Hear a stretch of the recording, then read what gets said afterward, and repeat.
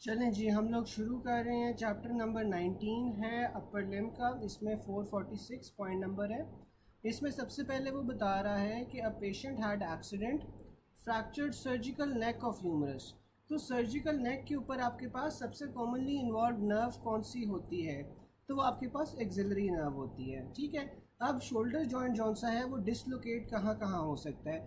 जो आपके पास इंटीरियर होती है और इंफीरियर डिसलोकेशन होती है ना, वो शोल्डर जॉइंट की सबसे कॉमन होती है। ठीक है।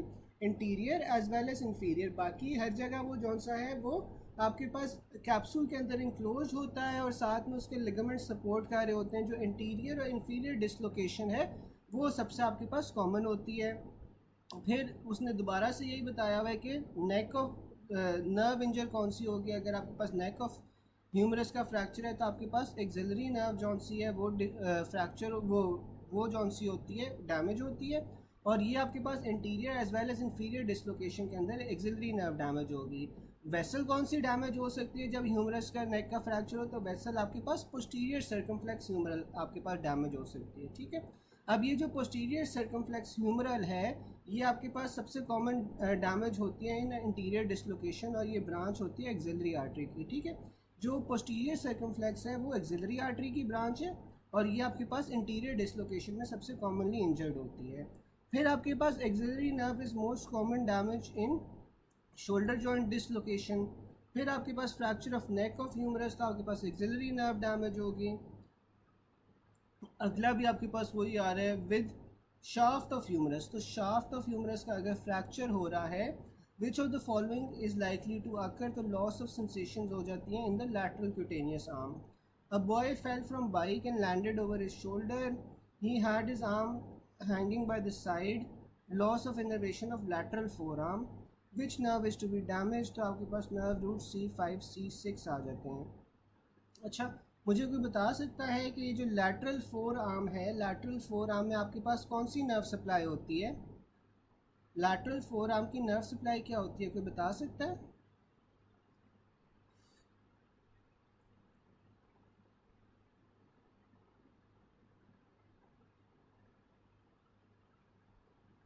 लैटरल फोर आर्म की नर्व सप्लाई क्या होगी?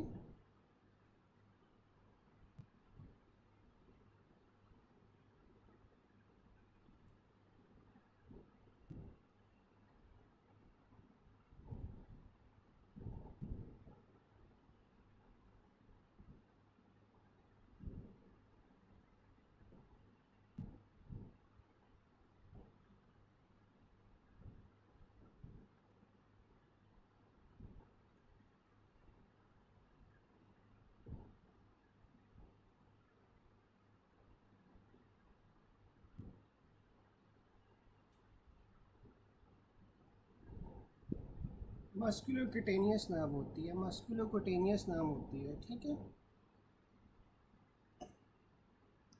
फिर आपके पास आ रहा है which nerve are involve in fracture of humerus. तो आपके पास इसमें एक्सिलरी, रेडियल और मस्कुलोक्यूटेनियस नर्व होती है।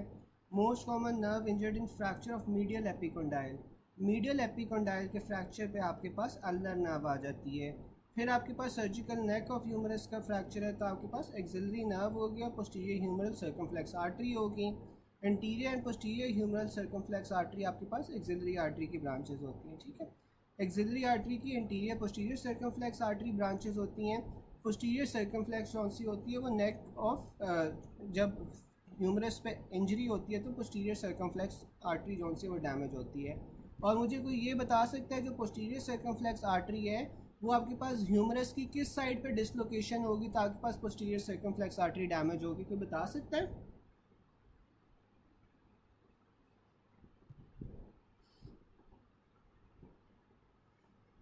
तो मुझे बता सकता है कि जो ह्यूमरस है वो आपके पास किस साइड पे डिसलोकेटेड होगी तो आपके पास पोस्टीरियर सर्कमफ्लेक्स आर्टरी इंजर होगी? बिल्कुल इंटीरियर होगी। अच्छा, अब एक बार फिर से रिवाइज कर लेते हैं जो हमने ऊपर पढ़ा है। ठीक है। अब मुझे कोई बता सकता है कि लैटरल फोर आर्म पे अगर लॉस ऑफ इनर्वेशन हो गई है, लैटरल फोर आर्म पे लॉस ऑफ इनर्वेशन किस नर्व की वजह से होगी?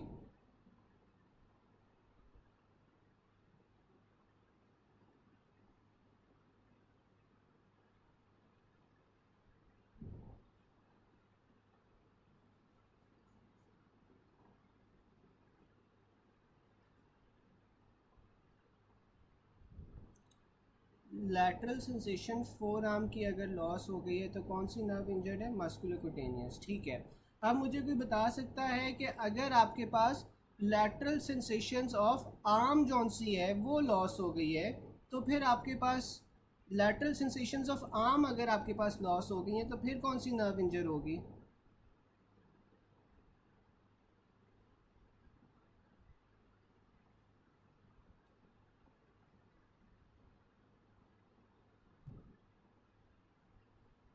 अगर आपके पास लैटरल सेंसेशन ऑफ आर्म जौन सी है वो लूज़ हो गई है तो फिर कौन सी नर्व आपके पास इंजर होगी?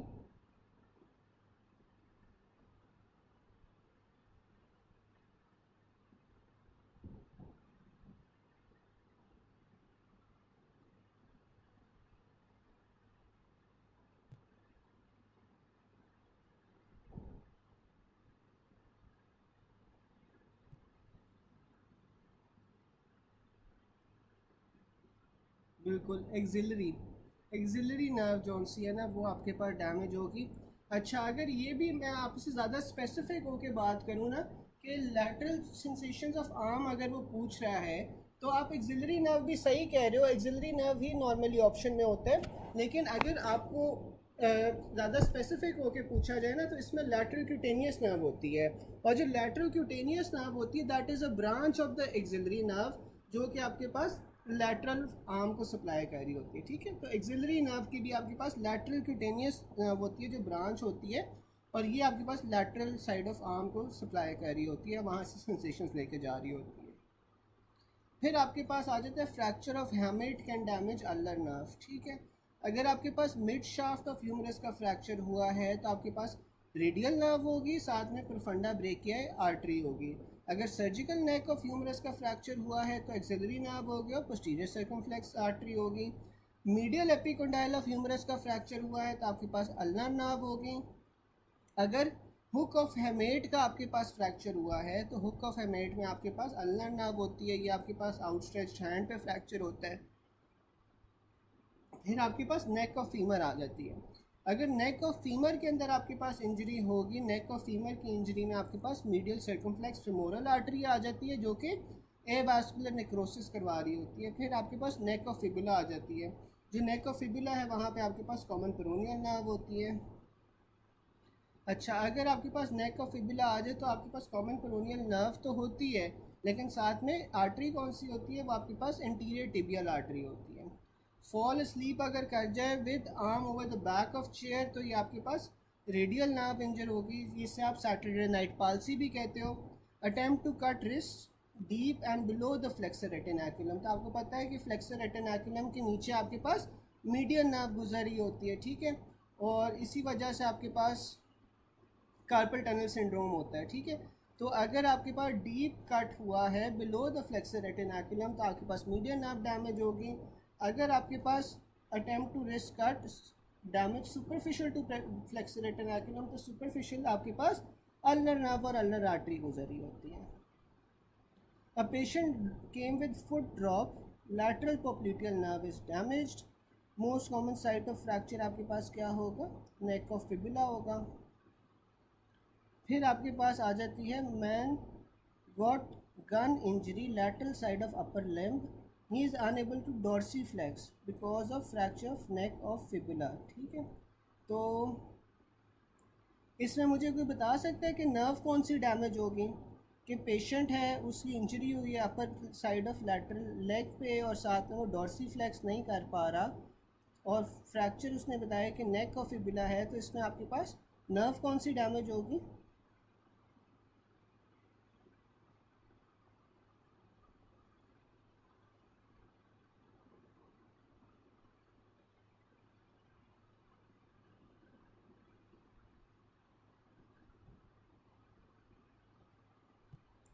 बिल्कुल, कॉमन पेरोनियल नर्व।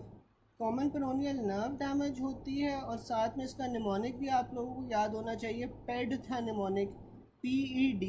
ठीक है, तो पेरोनियल नर्व क्या करती है? पेरोनियल नर्व इवर्ट करती है और साथ में डोर्सीफ्लेक्स करती है, तो अगर वो डोर्सीफ्लेक्स नहीं कर पा रहा तो आपके पास फिर कॉमन पेरोनियल नर्व डैमेज होगी। Hard blow to the lateral side of right knee, neck of fibula injured, तो आपके पास आर्टरी कौन सी डैमेज होगी यहाँ पे, इंटीरियर टिबियल आर्टरी डैमेज हो जाएगी। फिर complication of fracture of neck of femur में आपके पास एवास्कुलर नेक्रोसिस आती है। Shaft of humerus fracture, the nerve likely to be injured, आपके पास रेडियल और एक्सिलरी आ जाती है। Pectoralis minor damage to to fracture of coracoid process, ठीक है। जो आपके पास पेक्टोरालिस माइनर होता है वो आपके पास कोराकोइड प्रोसेस पर लगा होता है। A 22-year-old woman is admitted to the hospital after falling from a tree. Radiographic examination reveals fracture of hook of hamate. तो हुक ऑफ हेमेट में आपके पास नर्व कौन सी इंजर हो रही है, अल्नर नर्व इंजर हो रही है, ठीक है। यहाँ तक आपको कोई चीज़ ना समझ आई हो, यहाँ तक कोई पॉइंट ना समझ आया हो?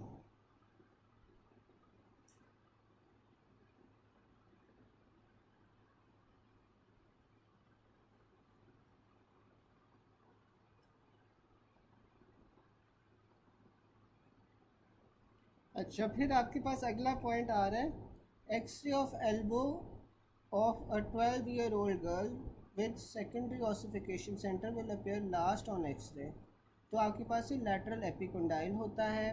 इसमें आपने ऑर्डर ऑफ अपीयरेंस याद रखने हैं सेकेंडरी ऑसिफिकेशन सेंटर्स के। इसमें आपके पास क्राइटॉल निमोनिक आ जाता है। इसमें 1 ईयर पे कैपिटलम है, 3 ईयर्स पे रेडियल हेड है, 5 साल पे इंटरनल एपिकोंडाइल है, 7 पे ट्रोक्लिया है, 9 पे ओलिक्रेनॉन है और 11 पे लैटरल एपिकोंडाइल है, ठीक है। क्राइटॉल निमोनिक है और आपने 1 से 2 ऐड करते जाना है तो आपके पास ये एज ऑफ एस्टिमेशन आ जाएगी। फिर आपके पास आ जाता है कि जो मसल मीडियन नर्व से नहीं सप्लाई होता, तो मीडियन नर्व से आपके पास अडक्टर पॉलिसिस, जो अंदर की तरफ अंगूठे को मसल कर रहा होता है, अडक्टर पॉलिसिस, वो आपके पास मीडियन नर्व से नहीं सप्लाई होता। अडक्टर पॉलिसिस किस नर्व से सप्लाई होगा, आप लोग चैट बॉक्स में बता सकते हो?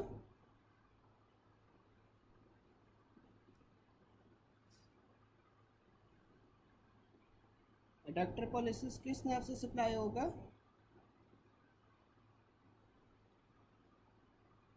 बिल्कुल अल्नर नर्व से। फिर आपके पास आ रहा है जो मीडियन नर्व है ना, मीडियन नर्व की जो मोटर ब्रांचेस है, मोटर ब्रांचेस का आपके पास निमोनिक आ जाता है लोफ, ठीक है।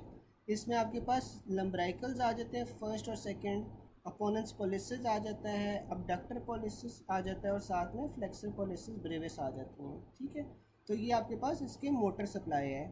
फिर आपके पास क्यूटेनियस सप्लाई में क्या होता है, palmar aspect of lateral 3.5 fingers and distal half of dorsal aspect of each finger as well, ठीक है। तो आप लोग ये देख सकते हो डायग्राम के अंदर कि जो आपके पास मीडियन नर्व है, मीडियन नर्व आपके पास पाल्मर एस्पेक्ट पे लैटरल 3.5 फिंगर्स को सप्लाई कर रही है, जबकि डिस्टल डोर्सल हाफ के ऊपर, डोर्सल हाफ पे आप देख सकते हो कि जो डिस्टल वाला पार्ट है, यानी कि जो अवे फ्रॉम द फिंगर्स वाला पार्ट है, उसमें आपके पास सप्लाई करती है to each finger as well, ठीक है। फिर आपके पास आ जाता है also remember the carpal tunnel syndrome, आपको पास मीडियन नर्व की कंप्रेशन की वजह से होता है, क्योंकि ये आपके पास फ्लेक्सर रेटिनाकुलम के नीचे से गुजर रही होती है। फिर आपके पास आ जाता है मीडियन नर्व का डिफेक्ट अगर हो जाएगा तो आपके पास थिनार वेस्टिंग होगी और loss of apposition of thumb हो जाएगा, ठीक है। क्योंकि आप डायग्राम में देख सकते हो कि जो आपके पास मीडियन नर्व है वो थंब वाले एरिया को सप्लाई कर रही होती है, तो यहाँ पे आपके पास थिनार वेस्टिंग आ जाएगा और अपोजिशन ऑफ थंब जो सी है वो लूज़ हो जाएगी। फिर आपके पास अल्नर नर्व सप्लाई आ जाती है। अब जो अल्नर नर्व है वो आपके पास 3rd and 4th लम्ब्राइकल्स को सप्लाई करती है, साथ में जितने भी इंट्रोशियाएँ हैं,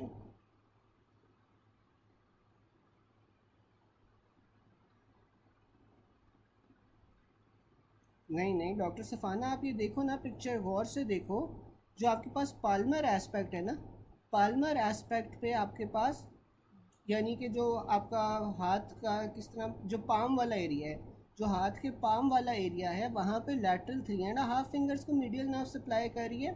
और अगर आप डोर्सल साइड देखो, यानी कि पीछे वाली साइड देखो, तो पीछे वाली साइड पे आपके पास ये उसी तरह लैटरल 3.5 को फिंगर सप्लाई कर रही है, लेकिन ये पीछे वाली साइड को कर रही है, सॉरी वो डिस्टल वाली साइड को कर रही है, ठीक है।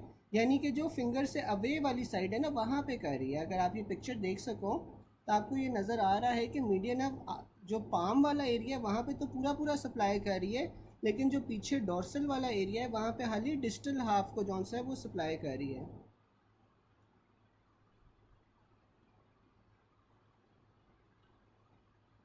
फिर आपके पास आ रहा है कि जो अल्नर नर्व है सप्लाइज थर्ड एंड फोर्थ लम्ब्राइकल्स, ठीक है, थर्ड और फोर्थ लम्ब्राइकल्स का आपके पास अल्नर नर्व सप्लाई करती है, साथ में ये अडक्टर पॉलिसिस को सप्लाई करती है। Short muscles of little finger को सप्लाई करेगी, जिसमें आपके पास अडक्टर डिजिटी मिनिमी आ जाता है, फ्लेक्सर डिजिटी मिनिमी आ जाता है और अपोनेंस डिजिटी मिनिमी आ जाता है। Supplies hand over the medial side of back of hand, medial 1.5 fingers over the proximal phalanges. अब ये आप देख सकते हो डायग्राम के अंदर दोबारा से कि जो अल्नर नर्व है, अंडर अल्नर नर्व ने पाल्मर एस्पेक्ट में पूरी की पूरी जो है 1.5 फिंगर्स जो मीडियल साइड पे होती है वहाँ पे सप्लाई करती है, और पीछे भी आपके पास जो मीडियल साइड बनती है वो पूरा सप्लाई कर रही होती है अल्नर नर्व, ठीक है। फिर आपके पास रेडियल नर्व आ जाती है। A patient is unable to extend his metacarpophalangeal joint, abduct and extend his thumb, sensation is intact, तो आपके पास कौन सी नर्व डैमेज है, रेडियल नर्व। अच्छा, अब सेंसेशन इंटैक्ट है ना, तो इसमें आपने deep branch of radial nerve को प्रेफर करना है। अगला भी यही सिनारियो है, during its course in the upper limb, जो आपके पास रेडियल नर्व है वो स्पाइरल ग्रूव ऑफ ह्यूमरस पे लाए करता है, ठीक है, इसे रेडियल ग्रूव भी कहते हैं।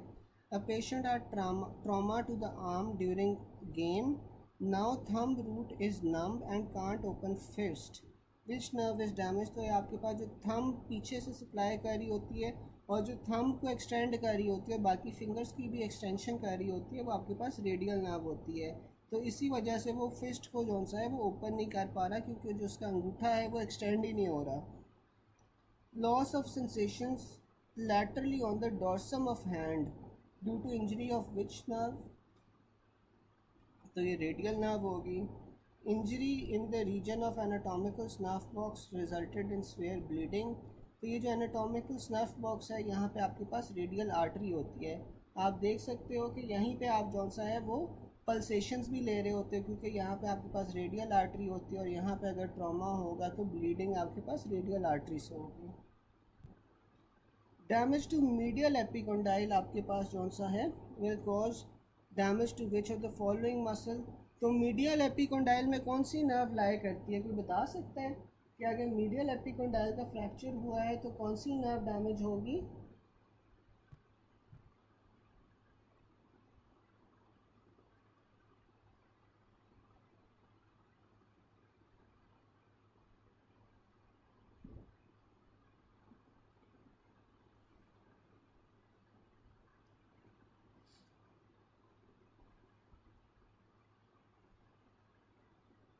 बिल्कुल अल्नर नर्व होगी।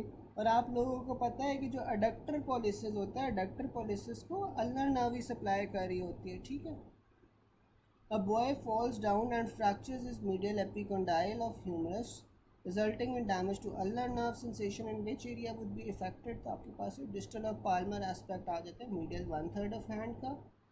फिर आपके पास आ जाता है sparing of the lateral part of thenar eminence with conspicuous wasting of other small muscles of hand, तो ये आपके पास अल्नर नर्व होती है। After incised wound at the front of the wrist the patient was unable to perform adduction of thumb, तो adductor pollicis को वैसे ही आपको पता है कि अल्नर नर्व सप्लाई करती है।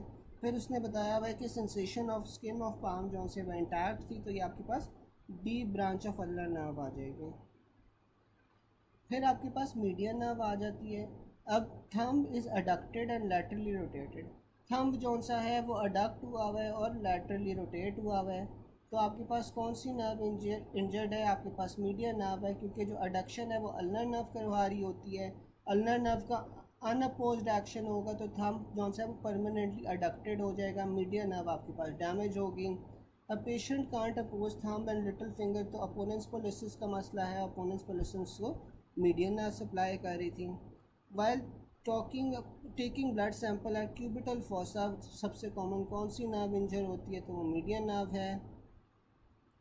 A patient comes with history of tingling sensations of the hand and inability to grip things properly, on examination there is wasting of thenar muscles, तो median nerve है।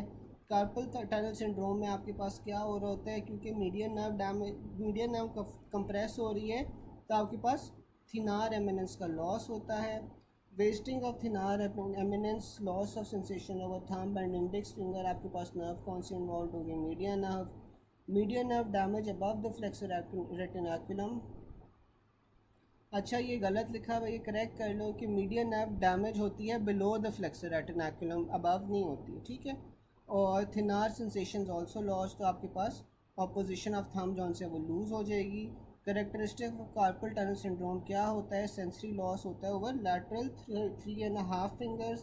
Carpal tunnel syndrome occurs in which of the following condition, तो मिक्सेडीमा या hyperthyroidism के अंदर आपके पास carpel tunnel syndrome साथ में associated है, ठीक है। यहाँ तक किसी को कोई पॉइंट ना समझ आया हो, यहाँ तक कोई पॉइंट ना समझ आया हो?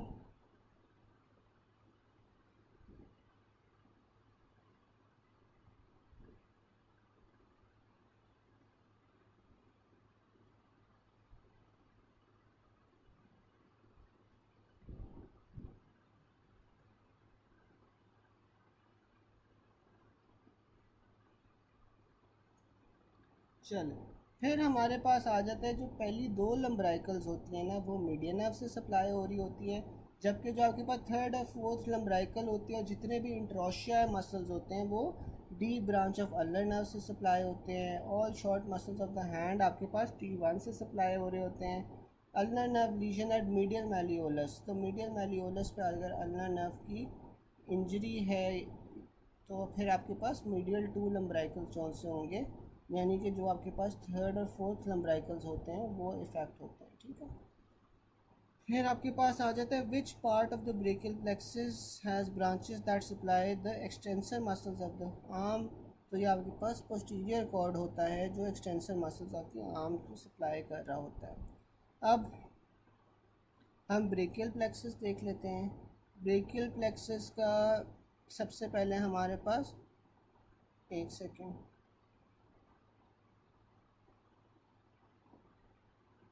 अच्छा इसका निमोनिक था rugby teams drink cold beer, ठीक है, rugby teams drink cold bear.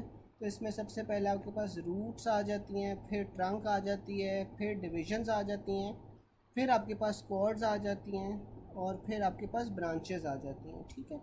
अब सबसे पहले हम रूट्स देख लेते हैं। अब जो रूट्स होती हैं वो कहाँ से कहाँ तक होती हैं, वो आपके पास C5 से लेकर T1 तक होती हैं, ठीक है। तो जो रूट्स हैं वो आपके पास C5 से लेकर T1 तक होती हैं। फिर आपके पास जो C5 और C6 है ना, वो मिल के आपके पास सुपीरियर ट्रंक बनाती हैं। C7 एज इट इज़ आगे जाके आपके पास मिडल ट्रंक बनाती है, और जो C8 और T1 होती हैं वो आपके पास इंफीरियर ट्रंक बनाती हैं, ठीक है। तो अब ये रूट से हमारे पास ट्रंक्स बन गए। अब जो हर ट्रंक है ना उसने आपके पास दो डिविजन्स में डिवाइड हो जाना है, ठीक है। तो हर ट्रंक की आपके पास दो डिविजन्स होंगी, एक इंटीरियर डिवीज़न होगी, दूसरी आपके पास पोस्टीरियर डिवीज़न होगी, ठीक है।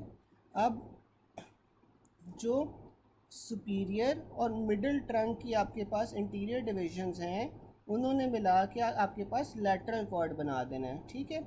सुपीरियर और मिडिल ट्रंक की इंटीरियर डिविजन्स मिला के आपके पास लैटरल कॉर्ड बना देती हैं, ठीक है। फिर तीनों की तीनों जो आपके पास पोस्टीरियर डिविजन्स हैं, तीनों पोस्टीरियर डिविजन्स आपके पास पोस्टीरियर कॉर्ड बना देंगी। और फिर आपके पास जो इंफीरियर ट्रंक की इंटीरियर डिवीज़न है वो आपके पास जौन सा है वो मीडियल कॉर्ड बना देगी, ठीक है।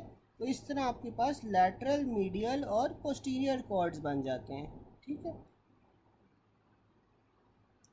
फिर आपके पास ब्रांचेस आ जाती हैं। एंड में आपके पास ब्रांचेस में जो लैटरल कॉर्ड है, लैटरल कॉर्ड से आपके पास मस्कुलोक्यूटेनियस नर्व निकल रही है। फिर आपके पास जो पोस्टीरियर कॉर्ड है, पोस्टीरियर कॉर्ड से आपके पास एक्सिलरी और रेडियल नर्व निकलती है, ठीक है।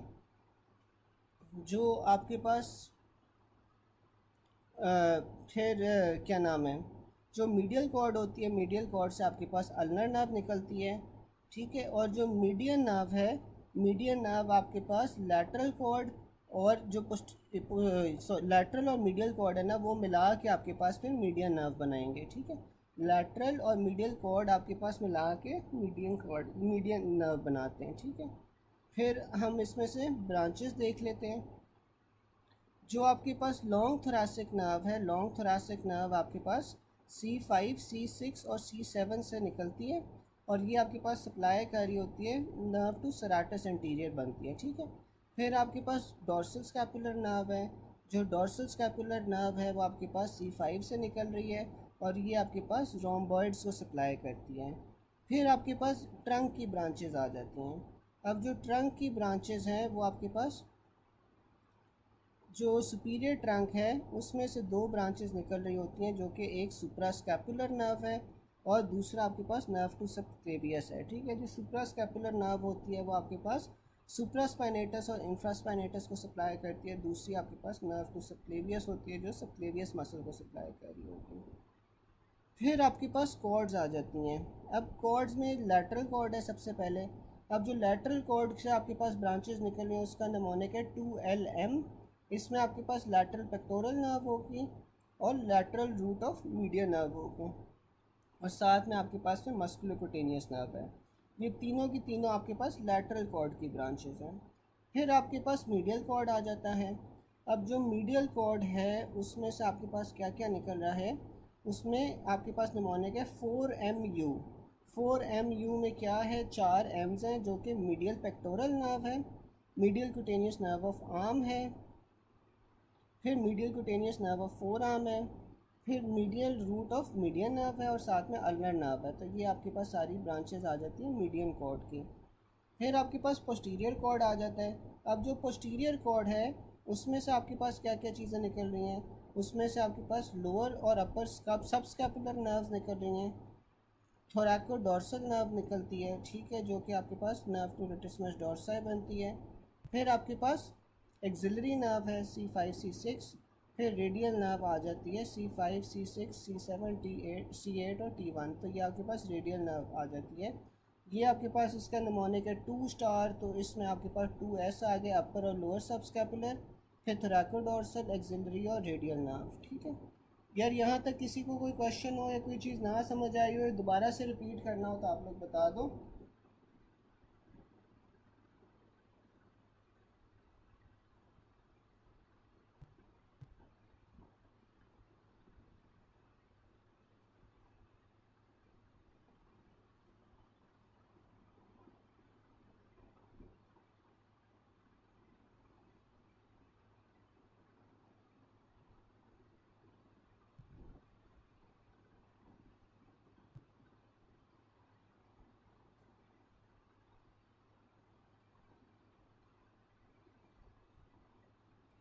कोई चीज़ ना समझ आए या फिर अभी आपको कोई चीज़ रिपीट करनी हो, कुछ याद ना हुआ हो तो आप लोग बता दो।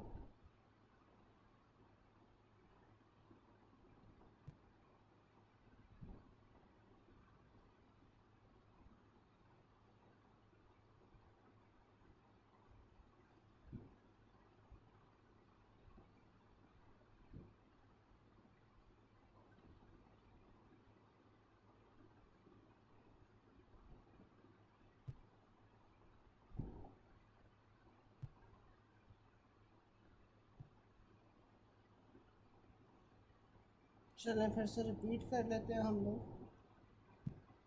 अच्छा, सबसे पहले तो यार ये देखो ना कि कॉर्ड्स बन कैसे रहे थे, ठीक है।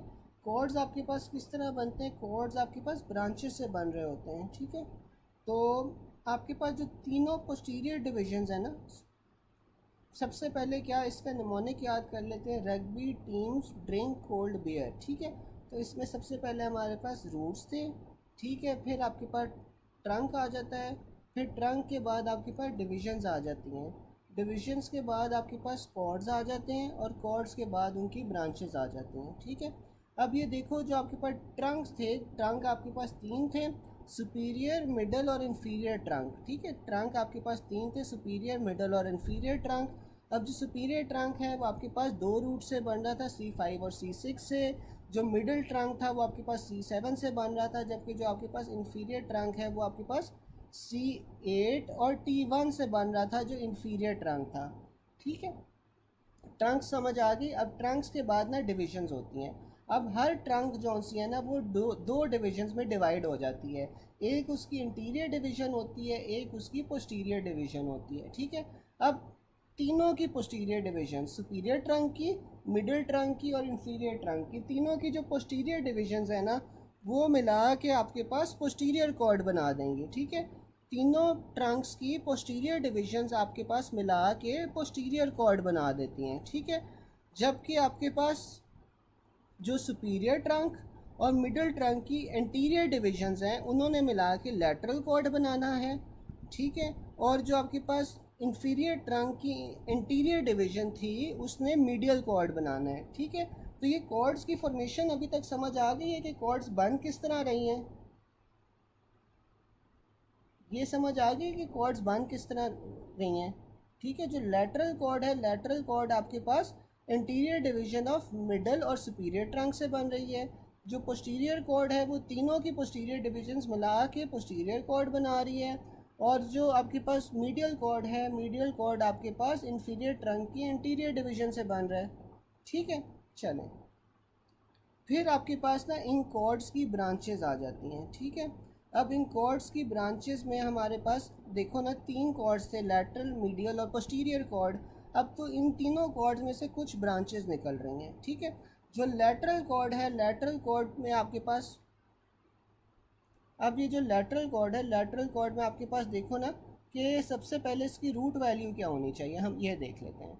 अब लैटरल कॉर्ड आप देख सकते हो कि एक तो C5 C6 से बन रही है, ठीक है, और साथ में आपके पास C7 से भी बन रही है, ठीक है। तो ये आपके पास जो लैटरल कॉर्ड है वो C5 C6 C7 से बनेगी, ठीक है। क्योंकि C5 C6 ने आपके पास सुपीरियर ट्रंक बनाया था और सुपीरियर ट्रंक की इंटीरियर डिवीजन से बन रहा है, और साथ में C7 जो सा है वो मिडिल ट्रंक बना रहा था, मिडिल ट्रंक के इंटीरियर डिवीजन से बन रहा है। तो इसमें C5 C6 C7 आपके पास आ जाएगी जो इसकी रूट वैल्यू होगी।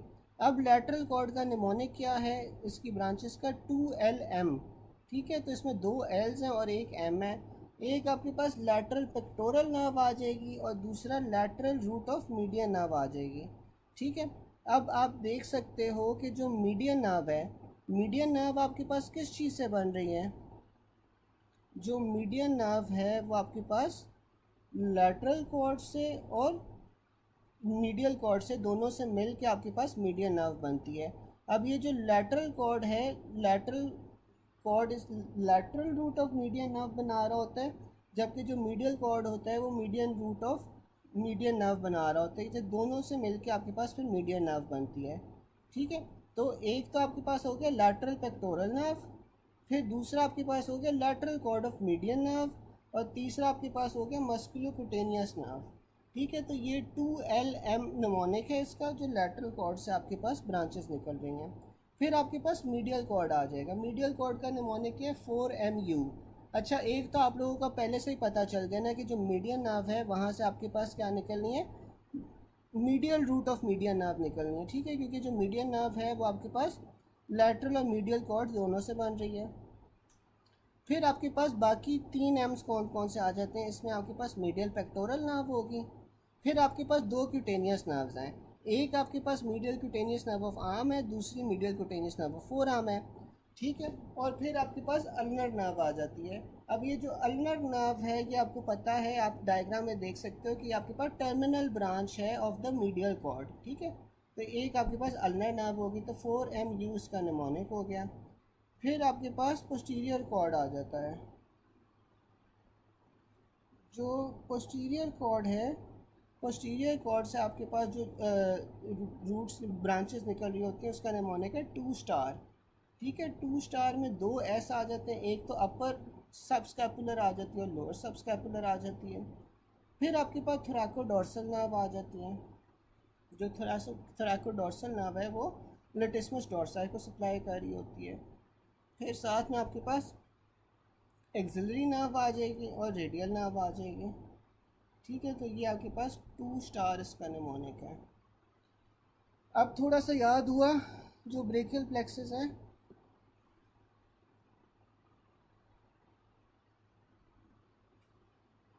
गाइस इससे ब्रेकियल प्लेक्सेस को बेहतर हुआ।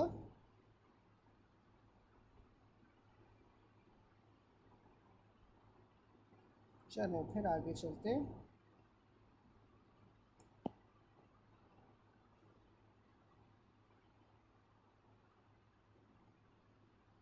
बस ठीक है डॉक्टर कौकब, आप ग्रुप पे शेयर कर दो ताकि सारे देख लें। और ये ना वैसे भी मुझे लगता है कि जब तक आप खुद एक बार बनाते नहीं हो ना, 5-10 मिनट लेना क्लास के बाद एक बार खुद बना लेना, तो आपको बेहतर तरीके से याद हो जाएगा। फिर आपके पास कौन सा है ना, brachial plexus block, patient still feels pain in lateral aspect of forearm. ठीक है, तो lateral aspect of forearm में हमने पढ़ा था कौन सी नर्व थी हमारे पास, मस्कुलोक्यूटेनियस नर्व थी। Lateral cord of brachial plexus आपके पास किस चीज़ को सप्लाई कर रहा होता है, बाइसेप ब्रेकियाई को। और लैटरल रूट में से, लैटरल कॉर्ड में से आपके पास कौन सी नर्व निकल रही है जो आपके पास बाइसेप ब्रेकियाई को सप्लाई कर रही है, कोई बता सकता है? लैटरल कॉर्ड में से आपके पास कौन सी नर्व निकलेगी जो बाइसेप ब्रेकियाई को सप्लाई करेगी?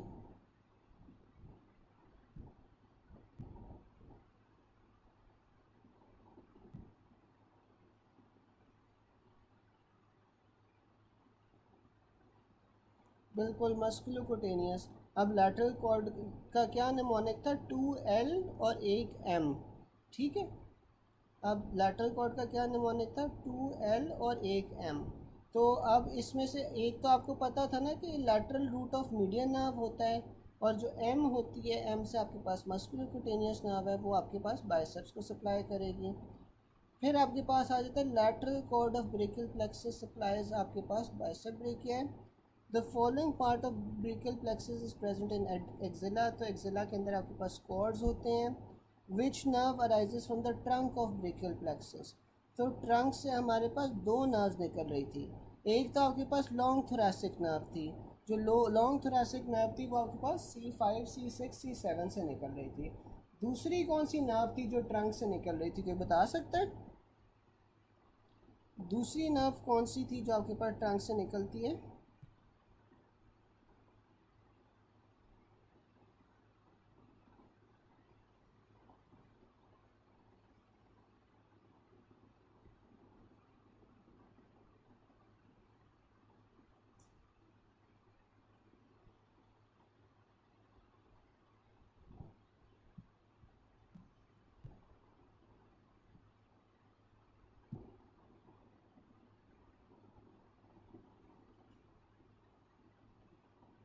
हाँ हाँ, लॉन्ग थोरैसिक तो होती है। एक और भी तो नर्व है, ये देखो, ये आपके पास दूसरी भी तो नर्व है। दूसरी नर्व कौन सी है, डोर्सल स्कैपुलर नर्व है। ठीक है, दूसरी आपके पास डोर्सल स्कैपुलर नर्व है। सॉरी, जो रूट से निकलती है, सॉरी सॉरी सॉरी, हाँ सॉरी, वो रूट्स की मैं बात कर रहा था। रूट से आपके पास जौन सी होती है, हाँ, रूट से आपके पास जौन सी होती है वो लॉन्ग थोरैसिक निकलती है, साथ में डोर्सल स्कैपुलर निकलती है।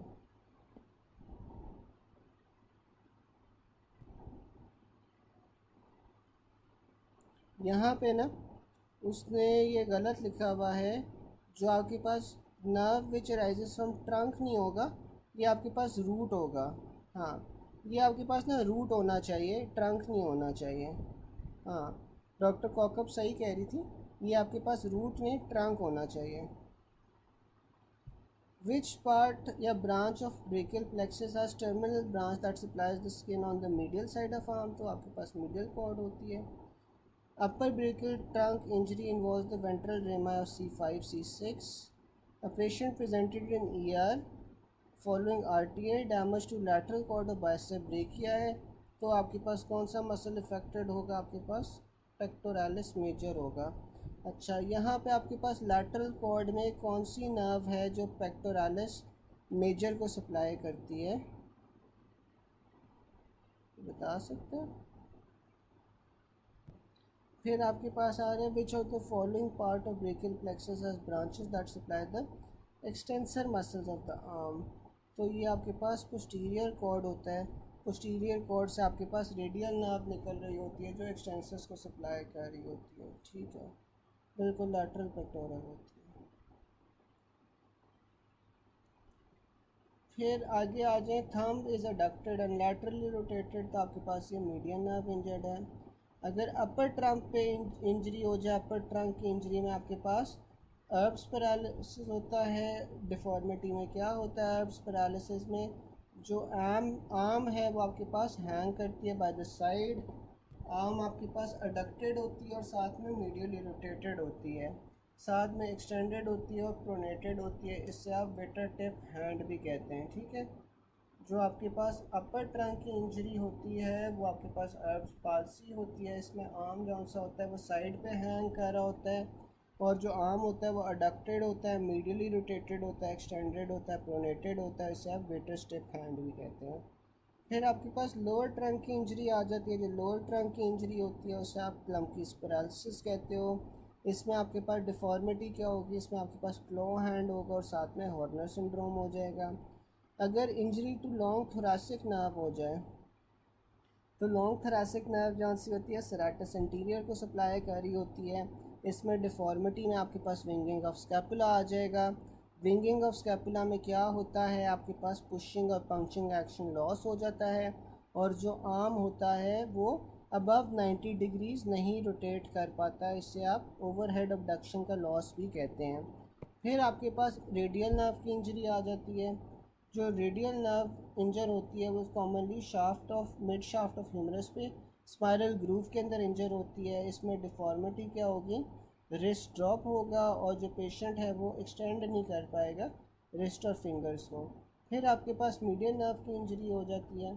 अब जो मीडियन नर्व है वो आपके पास कोर्स मूवमेंट ऑफ हैंड्स को कंट्रोल कर रही होती है, क्योंकि अंगूठे के साथ इसका ताल्लुक होता है और इसीलिए आप इसे लेबरर्स नर्व कहते हो। अब एक थंब डिफॉर्मिटी होती है मीडियन नर्व की इंजरी से। इसमें क्या होता है? आपके पास पैरालिसिस हो रहा होता है थिनार मसल्स का। थंब आपको अडक्टेड और लैटरली रोटेटेड मिलेगा और पोजीशन ऑफ थंब जौन से वो लॉस हो जाती है। पेशेंट आप unable to pick up pen with thumb and index finger. फिर आपके पास अल्नर नर्व की इंजरी आ जाती है।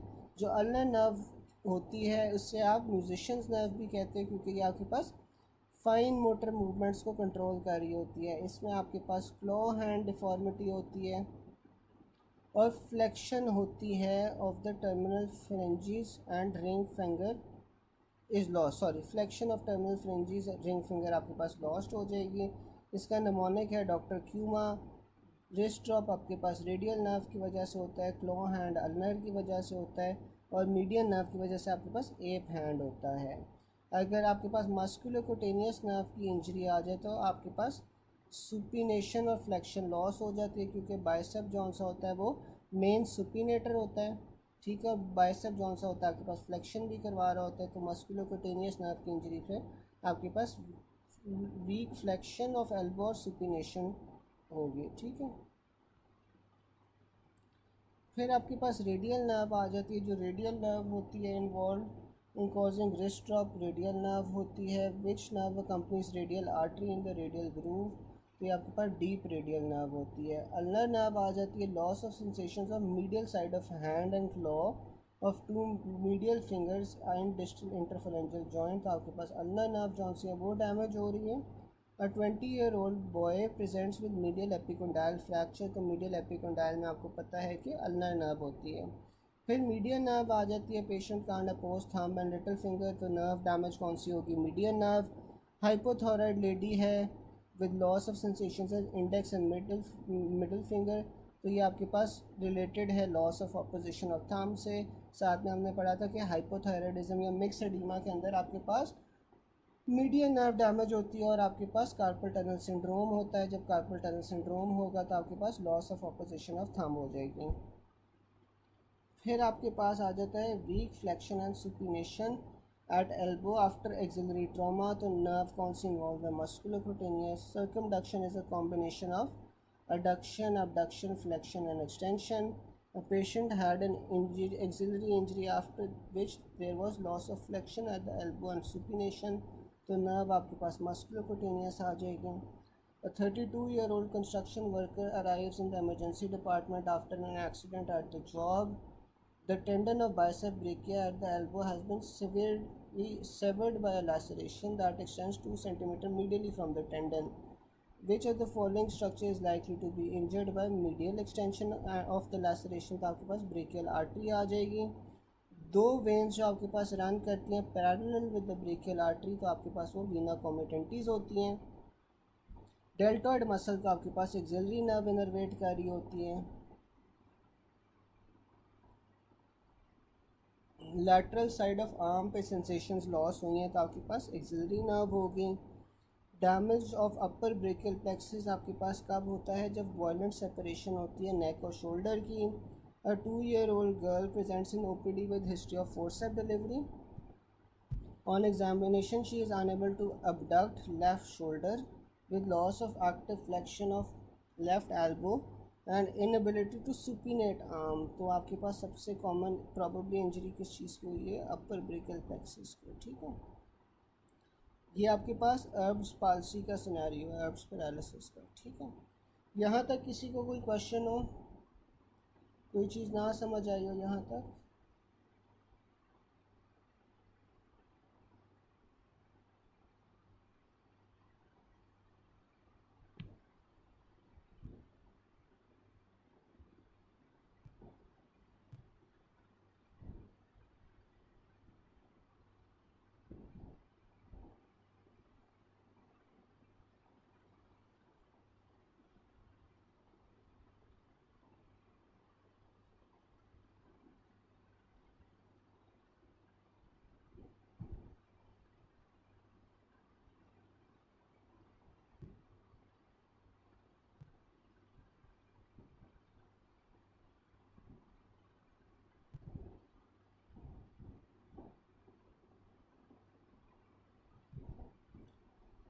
अच्छा चले, मुझे ये कोई बता सकता है कि सुपिनेटर को आपके पास कौन सी नर्व सप्लाई कर रही होती है? सुपिनेटर मसल को नर्व सप्लाई कौन सी नर्व कर रही होती है?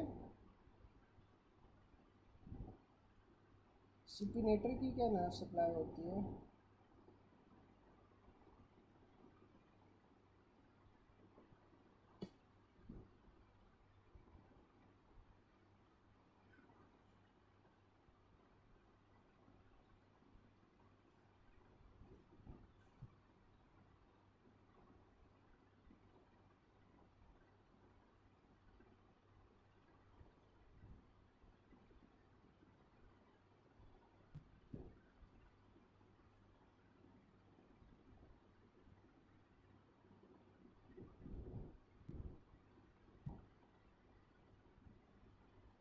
बिल्कुल रेडियल नर्व होती है। मस्कुलोकुटेनियस नर्व तो आपके पास बाइसेप को सप्लाई कर रही होती है ना, विच इज़ ऑल्सो सुपिनेटर।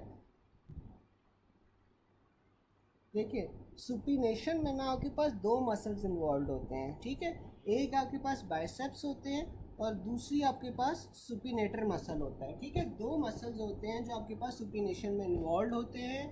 एक आपके पास बाइसेप्स होता है which is the chief supinator, साथ में आपके पास एक सुपिनेटर मसल होता है। जो बाइसेप होता है, बाइसेप को आपके पास मस्कुलोकुटेनियस नर्व सप्लाई कर रही होती है। जो सुपिनेटर मसल होता है, सुपिनेटर मसल को रेडियल नर्व सप्लाई कर रही होती है। ठीक है, और आपके पास हाँ ये कह सकते हो कि सुपिनेशन के अंदर आपके पास कौन सी नर्व होगी?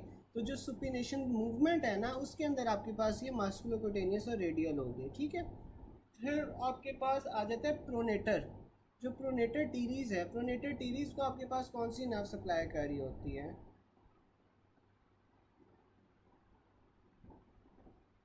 प्रोनेटर टीरीज को कौन सी नर्व सप्लाई कर रही होती है?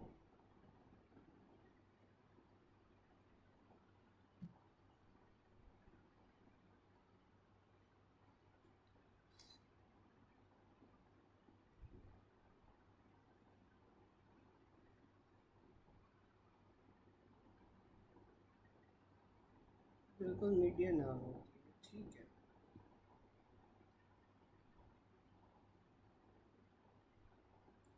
फिर आपके पास आ जाता है girl is unable to comb her hairs. आपके पास नर्व कौन सी इंजर्ड है? Spinal part of accessory nerve. अब वो रेंज ऑफ मूवमेंट्स बता रहा है कि कौन सी नर्व या कौन सा मसल जो सा आपके पास कितनी रेंज ऑफ मूवमेंट्स करवाता है। तो अप टू 15 डिग्रीज जो सा होता है ना, वो सुप्रास्पाइनेटस होता है मसल, और इसमें आपके पास जो नर्व होती है वो सुप्रास्कैपुलर नर्व होती है। 15 to 90 आपके पास डेल्टॉइड होता है नर्व, एक्सिलरी नर्व होती है।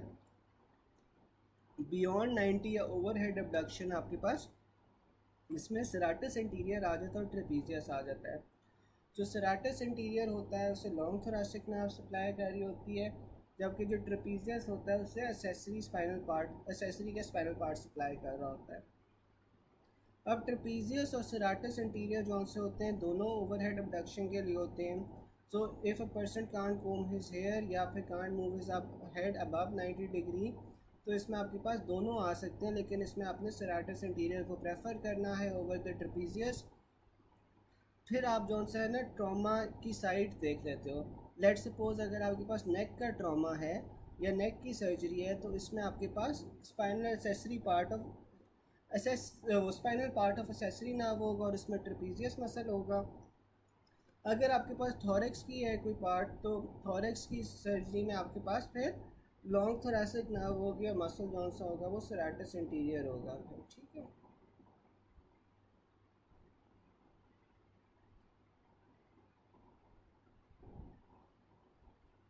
फिर आपके पास आ जाता है a girl is unable to comb her hair, तो इसमें नर्व कौन सी इंजरी है? आपके पास लॉन्ग थोरेसिक नर्व है। A person has injury to spinal part of accessory nerve, और फिर वो ओवरहेड अबडक्शन नहीं कर पा रहा, तो ये आपके पास क्या वजह है कि scapula can not move forward. Patient can't rotate scapula forward, which mean आपके पास सेराटस इंटीरियर का डैमेज है।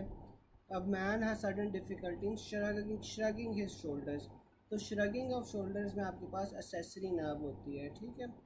फिर a boy had a fall on outstretched hand after which he can't abduct his hand. Initial assessment he can't abduct till 30 degrees, तो आपके पास supraspinatus का legion है। Muscle responsible for rotation of scapula, तो आपके पास stress serratus interior होता है। फिर आपके पास latissimus dorsi muscle supplied by which nerve, तो जो लेटिसिमस डोर्साई है वो आपके पास थोरैकोडोर्सल नर्व सप्लाई कर रही होती है। जो ट्रेपीजियस होते हैं इसके दो पार्ट्स होते हैं। जो मोटर पार्ट है इसमें आपके पास spinal part of accessory nerve आ जाती है, जबकि जो सेंसरी पार्ट है उसमें C3 C4 आ जाती है। जो लेटिसिमस डोर्साई है उसमें थोरैकोडोर्सल नर्व आ जाएगी। लेवेटर स्कैपुला में आपके पास C3 C4 आ जाएगी और डोर्सल स्कैपुलर नर्व आ जाएगी। फिर रोम्बॉइड माइनर मेजर में आपके पास डोर्सल स्कैपुलर नर्व आ जाएगी। सेराटस इंटीरियर में लॉन्ग थोरेसिक नर्व आ जाती है, इसके निमोनिक सॉल्ट है। डेल्टॉइड में एक्सिलरी नर्व आ जाएगी और एक्सटेंसर कार्पल्मोनारिस में आपके पास पोस्टीरियर इंट्रोशियस नर्व आ जाएगी। फिर आपके पास लेटिसिमस डोर्साई मसल, जो आपके पास नर्व इन्वॉल्व होगी वो आपके पास थोरैकोडोर्सल होगी। डोर्सल स्कैपुलर नर्व डैमेज है तो आपके मसल कौन सा इन्वॉल्व होगा? Rhomboid major. लेवेटर स्कैपुला आपके पास किससे सप्लाई हो रहा होता है? C3 C4 से। एक्सटेंसर कार्पल्मोनारिस आपके पास पोस्टीरियर इंट्रोशियस नर्व से सप्लाई हो रहा होता है। तो person can't scratch the back, muscle damage आपके पास लेटिसिमस डोर्साई आ जाएगा supplied by the thoracodorsal nerve. Person can't comb his hair, तो इसमें आपके पास सेराटस इंटीरियर आ जाएगा supplied by the long thoracic nerve. एक सेकेंड। ठीक है। फिर आपके पास ना आ जाते हैं स्ट्रक्चर्स जो आपके पास सुपरफिशियल और डीप गुजरे होते हैं टू द फ्लेक्सर रेटिनाकुलम। जो आपके पास स्ट्रक्चर्स सुपरफिशियल गुजरे होते हैं टू द फ्लेक्सर रेटिनाकुलम, उसमें क्या आ जाता है? Tendon of palmaris longus. ठीक है। अब जो पाल्मेरिस लॉन्गस होता है आपको पता है कि इसका पतला सा टेंडन होता है और ये आपके पास बेसिकली जो पाम के ऊपर ये जा रहा होता है। ठीक है। जो आपके पास पाम होता है इसके ऊपर ये टेंडन ऑफ पाल्मेरिस लॉन्गस जा रहा होता है। फिर पाम में क्यूटेनियस ब्रांचेज आ जाती हैं of median and ulnar nerve. जो पाम पे क्यूटेनियस सप्लाई होगी वो भी मीडियन और अल्नर नर्व से सप्लाई हो रही है, और अल्नर वेसल्स और अल्नर नर्व आ जाती है। ठीक है। फिर आपके पास deep to the flexor retinaculum क्या होता है? इसमें उसने बताया हुआ है medical superintendent is fully boring, इसका निमोनिक है। इसमें आपके पास मीडियन नर्व आएगी, फ्लेक्सर डिजिटोरम सुपरफिशियालिस आएगा, फ्लेक्सर पॉलिसिस लॉन्गस आएगा और अल्नर और रेडियल बर्साज आ जाएंगे। ठीक है। एक तो आपको पता है ना कि मीडियन नर्व नीचे से गुजरती है, साथ में फ्लेक्सर डिजिटोरम सुपरफिशियालिस होगा, साथ में फ्लेक्सर पॉलिसिस लॉन्गस होगा। ये आपके पास कौन से हैं? डीप गुजर रहे हैं। स्ट्रक्चर जो passing above the flexor retinaculum, उसमें अल्नर नर्व और आर्टरी आ जाती है। A girl after fight with her best friend was unable to extend all her fingers. She also notice that she can't abduct her thumb too, तो nerve injure आपके पास radial nerve की injury होगी। Structures passing superior to the transverse carpal ligament आपके पास ulnar nerve होती है। अच्छा, मुझे कोई बता सकता है कि गाइंस कैनाल में से कौन सी नर्व गुजरी होती है? गाइंस कैनाल में से कौन सी नर्व गुजरी होती है?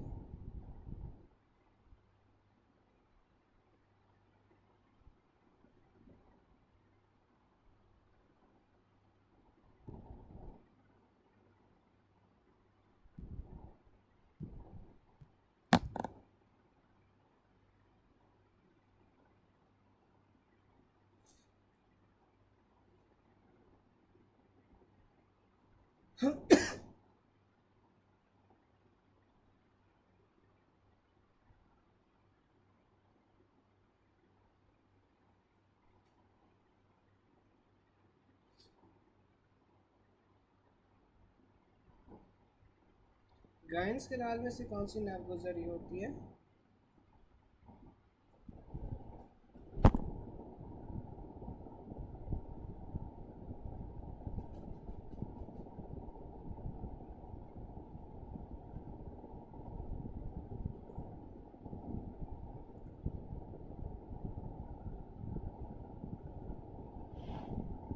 बिल्कुल अल्नर नर्व गुजरी होती है। ठीक है, अल्नर नर्व गुजरी होती है, अल्नर नर्व गुजरी होती है। ठीक है, फिर आपके पास आ जाता है डीप पाल्मर आर्च। जो आपके पास डीप पाल्मर आर्च होती है वो रेडियल आर्टरी से बन रही होती है। जो डीप पाल्मर आर्च है वो आपके पास फॉर्म होती है mainly from the terminal part of the radial artery. ठीक है, जबकि जो सुपरफिशियल पाल्मर आर्च होती है that is form predominantly by the ulnar artery. ठीक है, तो जो सुपरफिशियल पाल्मर आर्च है, क्योंकि आपको पता है जो अल्नर आर्टरी होती है वो सुपरफिशियल जा रही होती है, तो जो सुपरफिशियल पाल्मर आर्च है वो अल्नर आर्टरी से बन रही है, जबकि जो आपके पास डीप पाल्मर आर्च है वो आपके पास रेडियल आर्टरी से बनती है। A woman having whiplash injury during RTA damage C5 and C6 nerves, she will be having which of the following disability? तो आपके पास ये flexion of elbow जो है वो नहीं होगा। wrist adduction is done by, अब ये जो wrist की adduction है ना, अंदर की तरफ मूव करना, ये आपके पास अल्नारिस मसल्स करवा रहे होंगे। ठीक है, क्योंकि अल्नारिस आपके पास मीडियल साइड पे होते हैं और इसमें आपके पास फिर फ्लेक्सर और एक्सटेंसर कार्पा अल्नारिस दोनों जौन से हैं वो एडक्शन करवा रहे होंगे। सर्कमडक्शन जौन सी होती है वो कॉम्बिनेशन होती है ऑफ एडक्शन, अबडक्शन, फ्लेक्शन और एक्सटेंशन। जो एटलांटो एक्सियल जॉइंट होता है उसमें क्या मूवमेंट हो रही होती है? Rotation. After an incised wound at the front of the wrist the patient was unable to perform adduction of thumb and adduction of little fingers. Sensation of skin and palm were intact. तो आपके पास likely nerve कौन सी damage है? deep ulnar nerve. A patient is unable to extend his metacarpopharyngeal joint, adduct and extend his thumb. Sensation is intact. तो आपके पास कौन सी nerve damage हो रही है? radial nerve. फिर thumb is adducted and laterally rotated, तो आपके पास medial nerve डैमेज हो रही है। कार्पल टनल सिंड्रोम में आपके पास कौन सी मूवमेंट इफेक्ट होगी? ऑपोजिशन। ठीक है यार, यहाँ तक आपके पास कोई पॉइंट ना समझ आया हो, यहाँ तक कोई पॉइंट ना समझ आया है दोबारा से रिपीट करना हो, आप लोग 1 मिनट लेके पढ़ लो, पीछे वाला कोई पॉइंट नहीं समझ आ रहा तो पूछ लो फिर।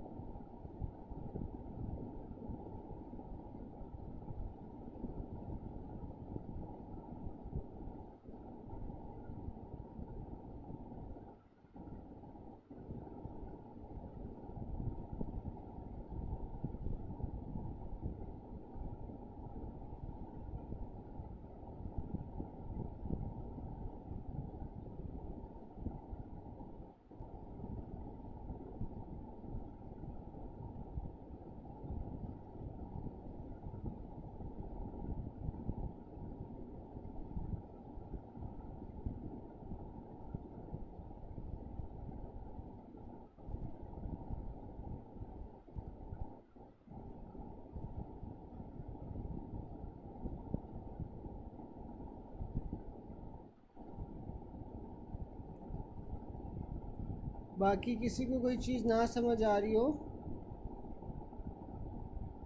या आगे चलें?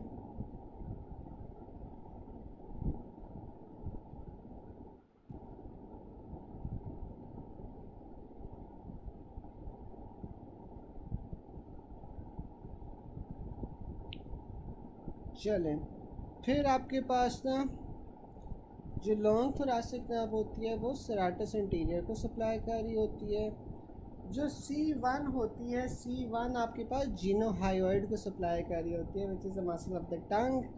प्लेटिज्मा आपके पास नेक का मसल होता है, यहाँ पे आपके पास cervical branch of facial nerve आ जाती है। फिर पोस्टीरियर बेली ऑफ डायगैस्ट्रिक में आपके पास फेशियल नर्व आ जाएगी। जो आपके पास मैसेटर मसल है, मैसेटर मसल को आपके पास mandibular branch of trigeminal supply कर रही होती है। जो सब मैंडिबुलर ग्लैंड है, सब मैंडिबुलर ग्लैंड को आपके पास parasympathetic part of facial nerve supply कर रहा होता है। अच्छा, तो मुझे बता सकता है कि जो पैरोटिड ग्लैंड होता है, पैरोटिड ग्लैंड की क्या नर्व सप्लाई होती है? पैरोटिड ग्लैंड की क्या नर्व सप्लाई होगी? सब मैंडिबुलर की तो उसने बता दिया ना कि आपके पास parasympathetic part of facial nerve होता है। पैरोटिड की क्या नर्व सप्लाई होगी?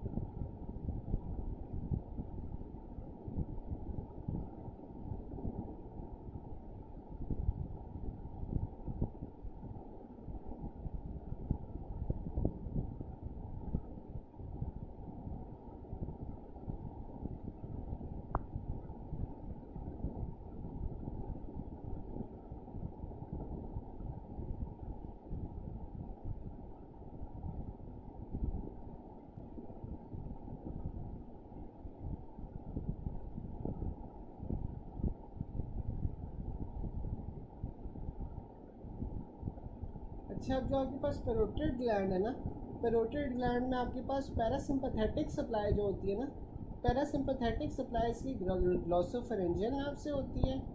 जो इसकी सिंपैथेटिक सप्लाई है वो सुपीरियर सर्वाइकल गैंग्लियन से होती है।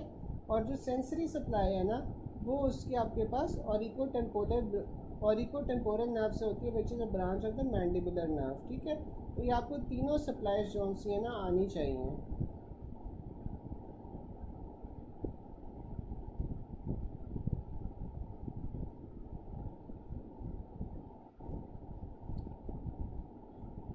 ठीक है, इसमें आपके पास जो पैरोटिड ग्लैंड होता है, इसमें आपके पास तीन आपके पास आ जाएंगी। एक आपके पास कौन सी है? ग्लॉसोफेरेंजियल नर्व पैरासिम्पैथेटिक, सिंपैथेटिक आपके पास सुपीरियर सर्वाइकल गैंग्लियन, और साथ में आपके पास जो सेंसरी है वो आपके पास auriculotemporal nerve, which is a branch of the mandibular division of trigeminal nerve. फिर आपके पास स्टेर्नोक्लीडोमास्टॉइड आ जाता है। जो स्टेर्नोक्लीडोमास्टॉइड होता है उसकी स्पाइनल एसेसरी नर्व होती है। रेक्टस एब्डोमिनस की क्या होगी? लोअर 6 थोरैसिक्स, और सब कई जगह लिखा होता है लास्ट 5 इंटरकोस्टल एंड सबकोस्टल। फिर जो डिट्रूजर मसल है ब्लैडर का, वहाँ पे आपके पास पैरासिम्पैथेटिक पेल्विक नर्व्स आ जाती हैं, इंफीरियर हाइपोगैस्ट्रिक प्लेक्सस। वल्वा में आपके पास पेडेंटल नर्व आ जाएगी, लेवेटर स्कैपुला की डोर्सल स्कैपुलस होगी। रेक्टस कैपिटस पोस्टीरियर जो गर्दन के पीछे होता है, इससे आप ऑसिपिटल नर्व सप्लाई करती है। सुप्रा रीनल ग्लैंड्स को आपके पास ग्रेटर स्प्लैंक्निक नर्व होती है। Dura of middle cranial fossa को ट्राइजेमिनल नर्व सप्लाई करती है। पोस्टीरियर 1/3 थ्रू ग्लॉसोफेरेंजियल करेगी। जो ग्लूटियस मीडियस होगा वहाँ पे सुपीरियर ग्लूटियल नर्व आ जाएगी। जो सुपीरियर ग्लूटियल होती है वो ग्लूटियस मीडियस और मिनिमस को कर रही होती है, जबकि ग्लूटियस मैक्सिमस को आपके पास इंफीरियर ग्लूटियल नर्व करती है। स्टेर्नोथायरॉयड की आपके पास आंसर सर्वाइकैलिस आ जाएगी। स्क्रोटम की इलियोइंग्वाइनल आ जाएगी। बैक मसल्स में आपके पास dorsal rami of posterior spinal nerve आ जाते हैं। जो आपके पास क्रीमेस्टेरिक मसल होता है वहाँ पे आपके पास जनरल ब्रांच ऑफ जेनिटोफेमोरल आ जाती है। फिर इंटरनल इनर स्फिंक्टर में आपके पास हाइपोगैस्ट्रिक प्लेक्सस आ जाता है। ठीक है, फिर आपके पास आ जाता है nerve supplying areas below the orbit above mouth. आपके पास कौन सी होगी? Maxillary division of trigeminal. Sympathetic supply of lower Airways आपके पास T3 T4 होती है। एंटीरियर एब्डोमिनल वॉल की जो नर्व सप्लाई है वो T7 से L1 होगी। जो हिट्सप्रंग डिजीज़ होती है इसमें क्या होता है, कंप्लीट एब्सेंस होती है गैंग्लियोनिक सेल्स की इन S2S3S4। फिर आपके पास आ जाता है autonomic nerve innervation of mid gut is at the level of T8 to T12। ठीक है, यहाँ तक क्या किसी को कोई पॉइंट ना समझ आया हो? यहाँ तक आपके पास कोई पॉइंट नहीं समझ आया हो तो बताएं। हमारा अपर लिम्ब ख़त्म हो गया।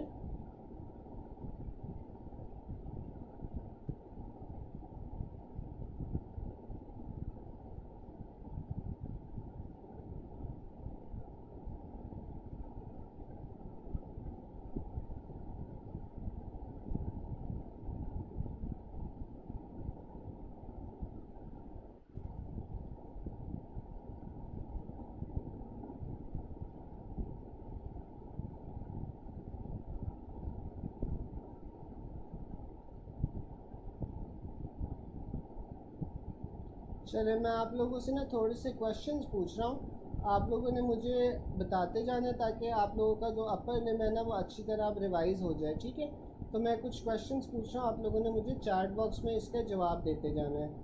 ठीक है, अब मुझे कोई बता सकता है कि जो एंटीरियर इंट्रोशियस नर्व है, एंटीरियर इंट्रोशियस आपके पास किसकी ब्रांच होती है? इंटीरियर इंट्रोशियस नर्व किसकी ब्रांच होती है?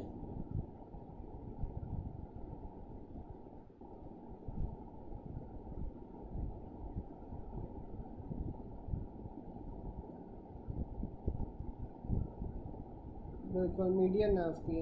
अच्छा, पोस्टीरियर इंट्रोशियस किसकी ब्रांच होगी? पोस्टीरियर इंट्रोशियस किसकी ब्रांच होगी?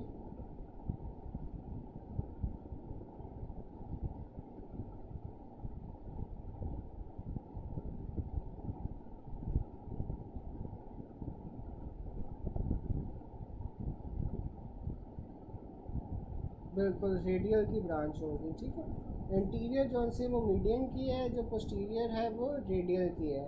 अच्छा, उसके बाद मुझे कोई बता सकता है कि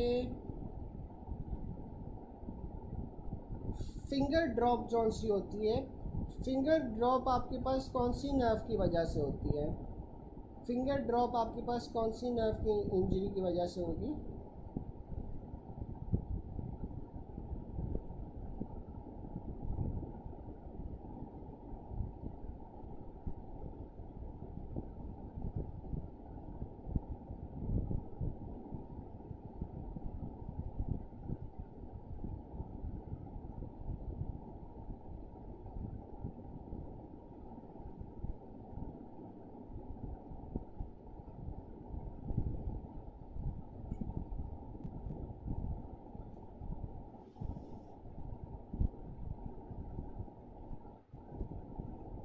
फिंगर ड्रॉप जॉनसन है वो आपके पास पोस्टीरियर इंट्रोशियस नर्व की इंजरी की वजह से होती है। ठीक है, पोस्टीरियर इंट्रोशियस की।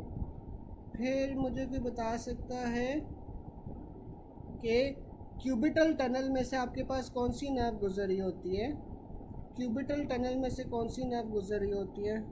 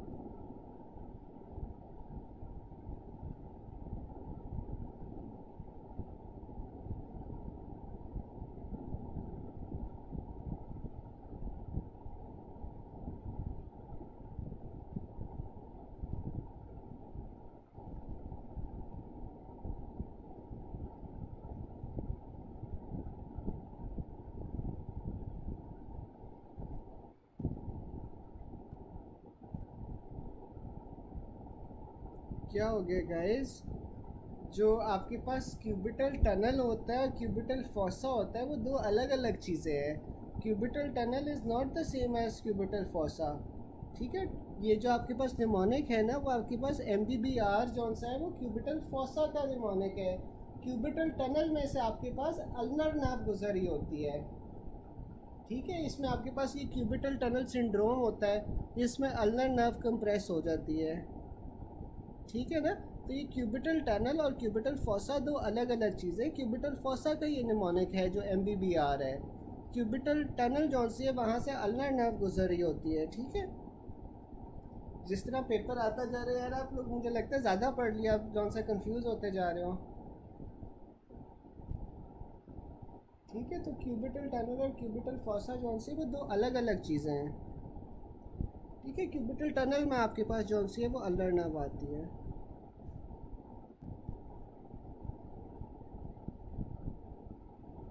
अच्छा, अब मुझे कोई बता सकता है कि फ़नी बोन आप किसे कहते हो?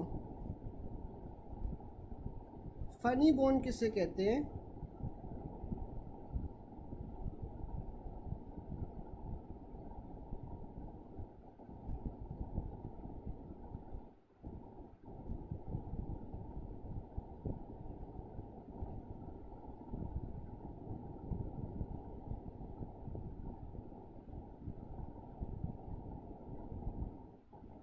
फ़नी बोन किसे कहते हैं? कौन सी बोन होती है?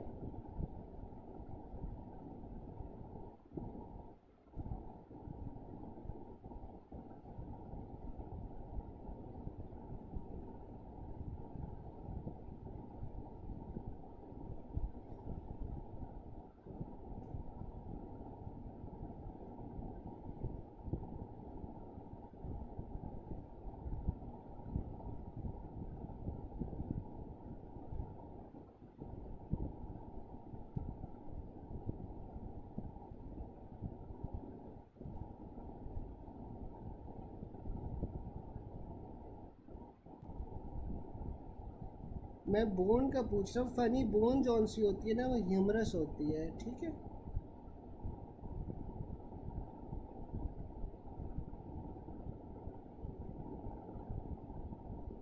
अच्छा, मुझे कोई बता सकता है जो क्रच पालसी होती है, क्रच क्रच पालसी के अंदर आपके पास कौन सी नर्व कंप्रेस होगी? क्रच पालसी में कौन सी नर्व कंप्रेस होती है?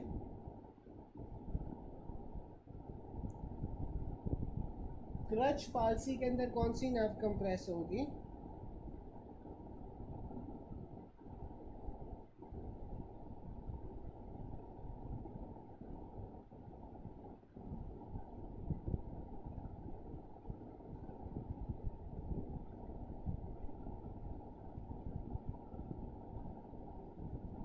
क्रच पालसी के अंदर कौन सी नर्व कंप्रेस होती है?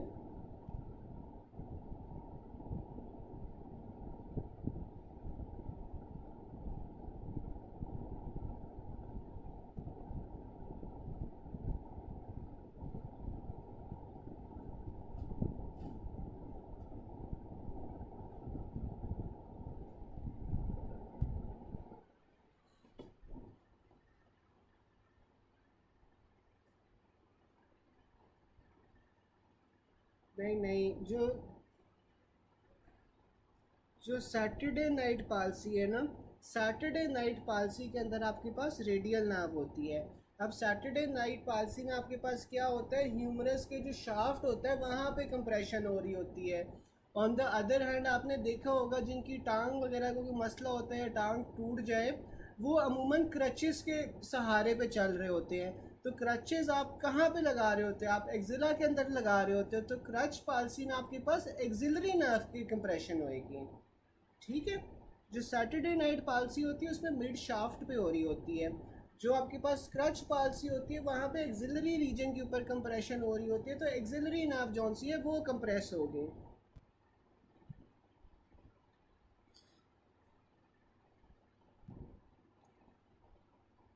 अच्छा, रेजिमेंटल बैच साइन के अंदर आपके पास कौन सी नर्व की कंप्रेशन होती है? रेजिमेंटल बैच साइन के अंदर आपके पास कौन सी नर्व की कंप्रेशन होगी?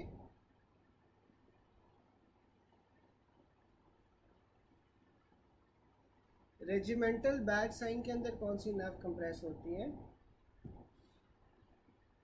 बिल्कुल, इसमें एक्सिलरी नर्व होती है। ठीक है, इसमें एक्सिलरी नर्व होती है।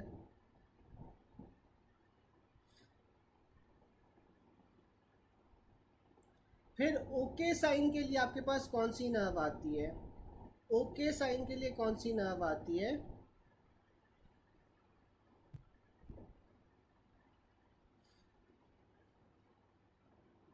ओके साइन के लिए कौन सी नर्व आती है?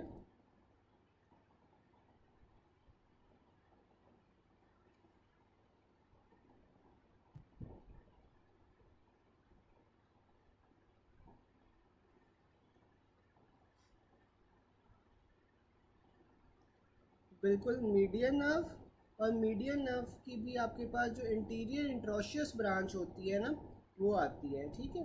इंटीरियर इंट्रोशियस नर्व आपके पास होती है, of which is a branch of the median nerve, ठीक है। चले,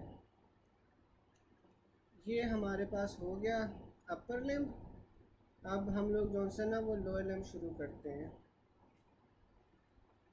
ठीक है गैस, परेशान नहीं होना। इंट्रोशिया नर्व का बता दिया गया।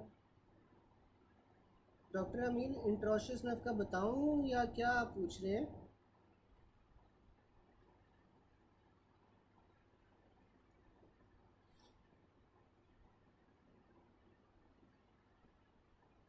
हाँ, मैं ये बता रहा था, ये जो ओके साइन होता है, ओके साइन के अंदर आपके पास ये इंटीरियर इंट्रोशियस नर्व होती है विच is a branch of the median nerve, ठीक है। उससे आप ओके साइन से आप वो चेक कर रहे होते हो, ठीक है। जो इंटीरियर इंट्रोशियस नर्व होती है that is a branch of the median nerve ना, तो वो आप टेस्ट कर रहे होते हो ओके साइन से।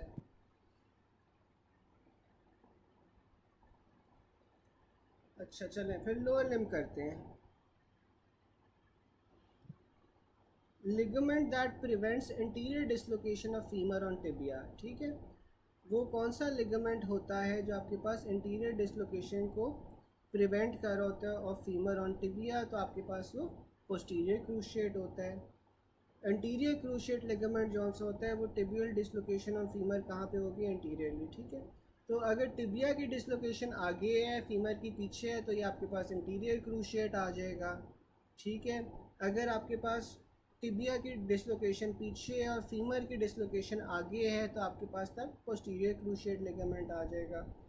अब उसने यही बताया हुआ है, ABL निमोनिक बताया हुआ है, anterior cruciate ligament prevents backward sliding of femur on tibia and it starts laterally. जबकि आपके पास जो पोस्टीरियर क्रूशिएट लिगामेंट होता है वो प्रिवेंट करता है forward sliding of the femur on the tibia, और ये इंसर्ट होता है medially. Interior dislocation of tibia on femur is prevented by interior cruciate, जबकि interior dislocation of femur on tibia आपके पास प्रिवेंट होता है बाय पोस्टीरियर क्रूशिएट। फिर ट्रू अबाउट क्रूशिएट लिगामेंट क्या होता है? जो क्रूशिएट लिगामेंट्स होते हैं ये आपके पास कैप्सूल के अंदर होते हैं। Footballer hit on lateral side of knee in extension, most likely ligament damages tibial collateral. अच्छा, अभी जो टिबियल कोलैटरल लिगामेंट होता है ये लैटरल साइड पे होना चाहिए, मीडियल साइड पे होना चाहिए? जो टिबियल कोलैटरल लिगामेंट है ये लैटरली होना चाहिए, मीडियली होना चाहिए?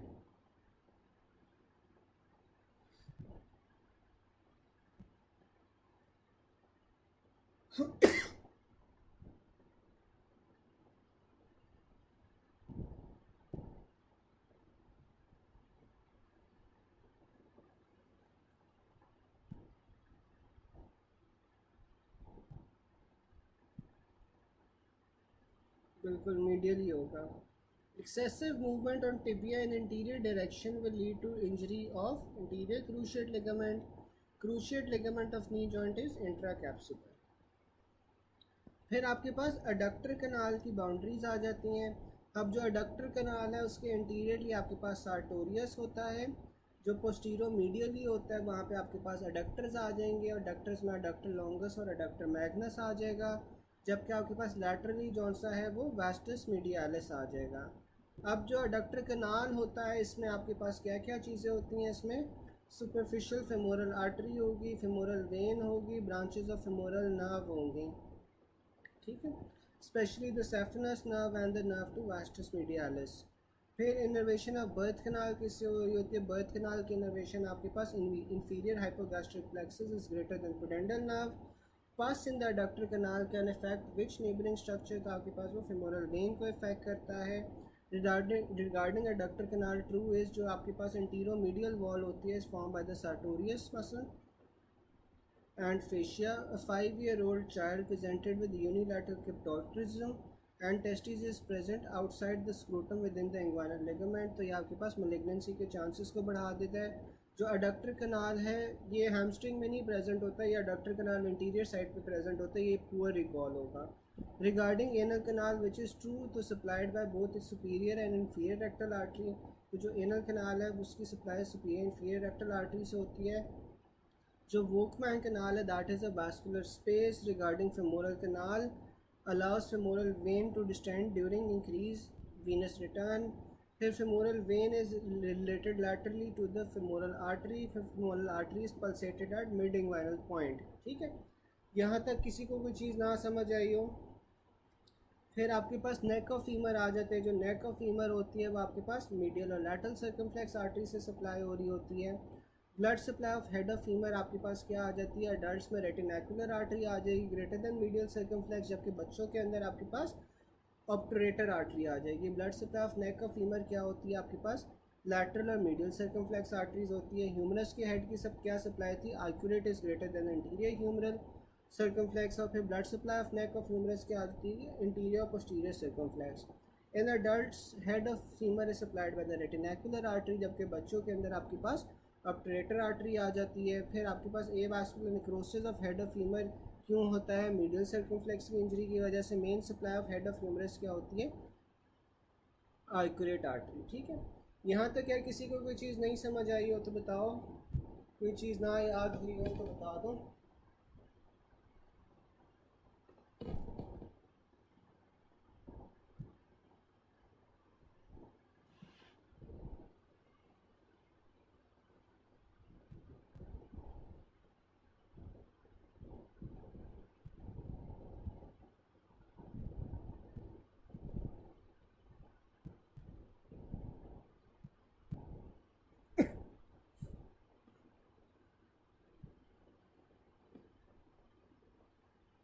बाकी सबको किसी में को कोई चीज़ कोई कन्फ्यूजन हो अभी तक?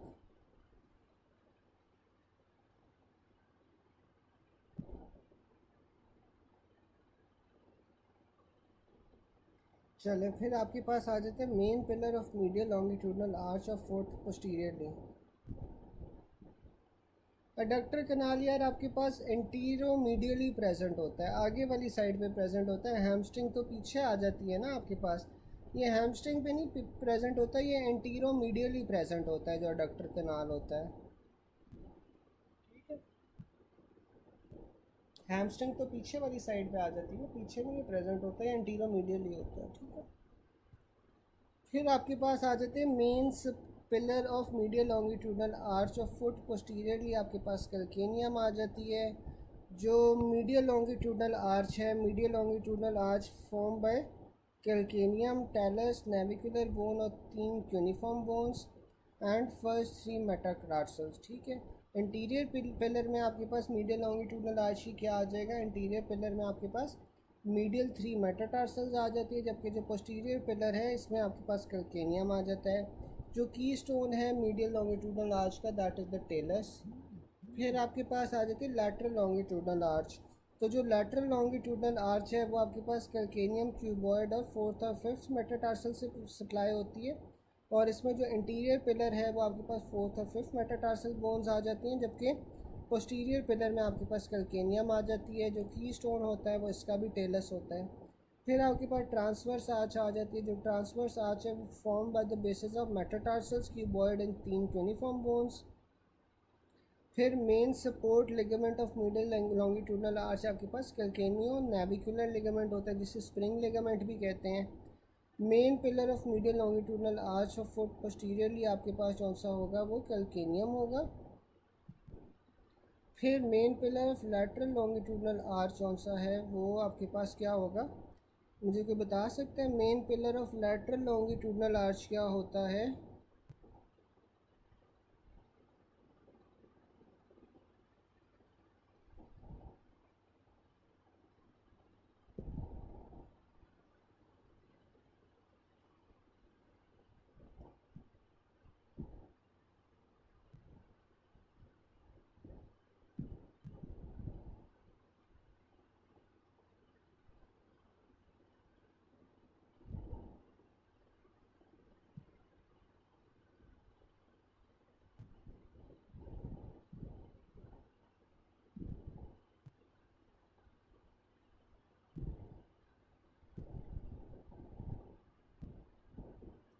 यार जो आपके पास पिलर होगा ना, ये की स्टोन होगा।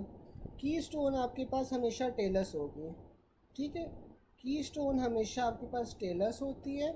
जो आपके पास अगर वो पूछ ले कि main pillar of lateral longitudinal arch, तो जो main pillar of lateral longitudinal arch है ना, वो आपके पास क्यूबॉइड होगा, ठीक है।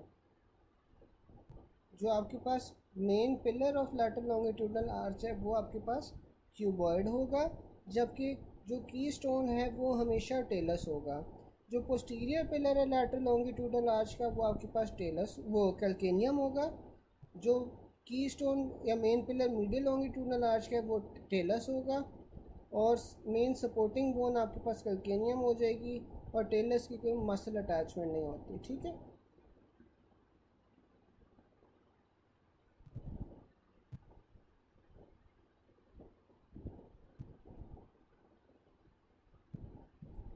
चलें, अभी ना हम यहाँ तक कर रहे हैं, नमाज ब्रेक ले लेते हैं, फिर नमाज ब्रेक के बाद ना 9 बजे हम लोग कंटिन्यू करते हैं विद लोअर लिम्ब, ठीक है। 9 बजे हम दोबारा से कंटिन्यू करते हैं लोअर लिम्ब के साथ, ठीक है। अभी तक हम बस यही कर रहे हैं।